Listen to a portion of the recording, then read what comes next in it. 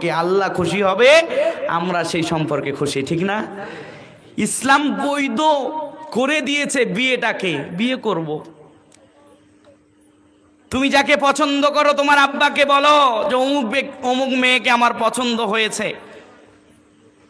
সেই মেয়ের বাপ সহজ হয়ে একটু নরম হয়ে বিয়ে দিয়ে দিক। ছেলে ছেলের বাড়ি থাক, মেয়ে মেয়ের বাড়ি থাক। যখন বুদ্ধি হবে, একটু ভালো বোঝার জ্ঞান হবে, তখন বিদায় করে দিবে। থাক না, কথা বলুক, যত কথা বলবে তত সওয়াব। জোরে বলুন কালিমা পড়িয়ে বিয়ে করে নেন। টাকা নাই পকেটে ৫-৭ লাখ, এখন বিয়ে করতে গেলে ৫-৭ লাখ কমসে কম লাগবে। হ্যাঁ, আত্মীয় স্বজনদের খাওয়াতে হবে, বন্ধু বান্ধবের খাওয়াতে হবে, পার্টি দিতে হবে, নইলে বিবাহ হবে না। এইটার কারণে আজকে বিয়ে সমাজে কঠিন হয়ে গেছে। যদি বিয়ে সমাজে সহজ থাকতো, কালিমা পড়িয়ে বিয়ে করে নেন, 2 গার্জেন সামনে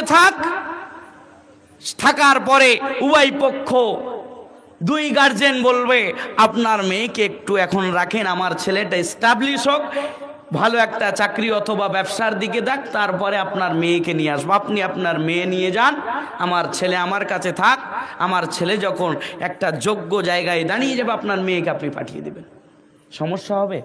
হ্যাঁ, যে জিনিসে নিজের চরিত্র হারানোর সম্ভাবনা আছে, আমরা সেদিকে যাব না, কারণ চরিত্রহীনতাকে আল্লাহ পছন্দ করে না।